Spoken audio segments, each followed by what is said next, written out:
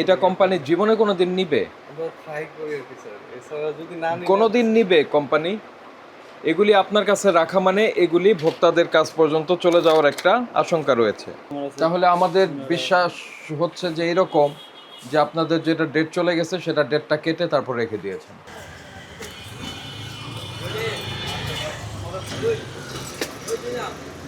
লাইসেন্সটা দেখি একটু, আপনাদের ড্রাগ লাইসেন্সটা দিলেন। মেয়াদোত্তীর্ণ ওষুধ কি করছেন? এমনি ডিসপ্লেতে তো নাই। না না, আমরা প্রতি 3 মাস 4 মাস পর পর করি যে এরকম 5 মাস পর্যন্ত আছে। আমার বোঝার সুবিধার্থে আমি 5 মাস মানে প্রতি 4-5 মাস পর পর আমি যেন করতে পারি ওই জন্য। আচ্ছা, আমরা একটু দেখি। হ্যাঁ, মানে এটা তো আর ভোক্তার হাতে যাওয়ার কোনো সুযোগ নাই। জি স্যার। না না, ওটা আমরা ওই যে পলি করে রাখছি, এক্সপায়ার্ড লিখে রাখছেন। জি। এটা কে দিয়ে গেছে আপনাদের? হুম, এগুলি কে দিয়ে গেছে? কোন দেশি প্রোডাক্ট এটা? ইনভয়েস আছে, ইনভয়েস তো ওইগুলোতে ইয়াতে থাকে, এই কোম্পানি আর দেওয়া যায়। এখানে আছে এটার নাম? এর নাম স্যার ওইখানে খুঁজতে হবে অনেক ফাইলগুলোতে। শোনেন, আমি একটা কথা বলি, সেটা হচ্ছে এই ধরনের ঔষধ আর কোথায় আছে? কারণ আপনার লাইসেন্সের শর্ত আছে। 4 নম্বর শর্তটা একটু পড়েন। পড়েন, আপনি পড়েন 4 নম্বর শর্তটা পড়েন। এগুলি কি?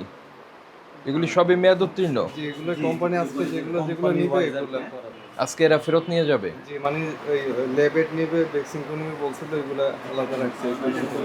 পড়েছেন শর্তটা? কি বলেন তো, আমার একটু বলেন। বলেন, একটু বলেন, আমাকে বলেন তো। ওগুলির কি নিবন্ধন আছে? আর এই ঔষধগুলো এভাবে কেটে কেটে রেখেছেন কেন?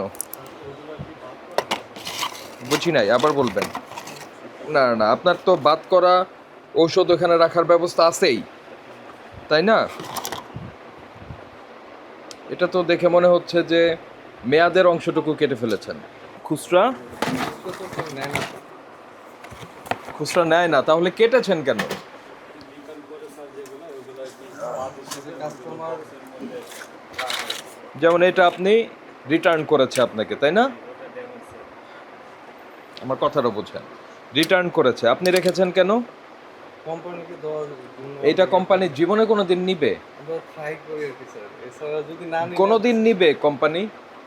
এগুলি আপনার কাছে রাখা মানে এগুলি ভোক্তাদের কাছ পর্যন্ত চলে যাওয়ার একটা আশঙ্কা রয়েছে। ডেট আছে, আবার ডেট ছাড়া ডেট আছে, এটার ডেট নাই। এখানে যে কয়টা ডেট নাই এরকম সবগুলি আলাদা করেন। এই যে এখান থেকে, এই যেমন এটার মধ্যে ডেট নাই, এগুলো এখানে রাখেন। আমরা যেটা দেখালাম ওই রকম অনিবন্ধিত ঔষধ আর কি আছে আপনার কাছে বলেন? এটা তো অনিবন্ধিত ঔষধ না, আমার কথা আর বোঝেন না কেন? যেটা বললাম ওই রকম আর কি আছে?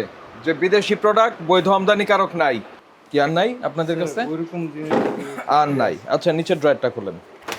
ওকে ওকে ওকে ওকে, দেখুন তারপরেরটা। মানে আর কোনো অনিবন্ধিত ঔষধ নাই? ওই যে ওইটা কি? কলম। ওকে, ঠিক আছে। তারপরেরটা ওকে, লাগিয়ে দেন। এই ধরনের অনিবন্ধিত ঔষধ রাখা যাবে না, ক্লিয়ার? মেয়াদ কাটা ঔষধ রাখা যাবে না।